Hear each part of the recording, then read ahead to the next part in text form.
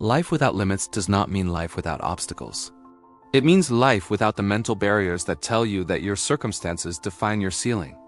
A man born without arms and legs once stood on a stage and declared that his life was not a tragedy, but a testimony. He could have surrendered to bitterness, isolation, and despair. Instead, he chose resilience. He chose faith over fear, purpose over pity, and action over self-doubt. His body had limits, but his mindset did not. And that distinction changed everything. We all face constraints.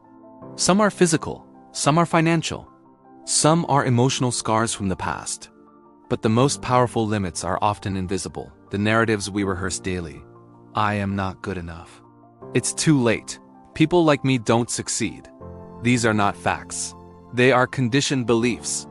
And beliefs can be rewritten. The human brain is adaptive. When you repeatedly choose courage over comfort, discipline over distraction, hope over resignation, you are literally strengthening new neural pathways.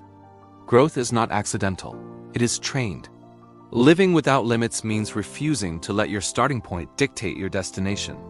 It means understanding that adversity can become advantage when you decide it will teach rather than defeat you. The difference between stagnation and transformation is not talent, it is perspective and persistence. You may not control what happened to you. You may not control every obstacle in front of you. But you control your response. And your response determines your trajectory. So stand up in your life exactly as you are. Not when you feel ready. Not when conditions are perfect. Now, embrace your imperfections. Own your story. Use your struggle as fuel. Because limits are often illusions sustained by repetition. Break the repetition. Challenge the story. Take the next small step forward. When you do, you prove something powerful.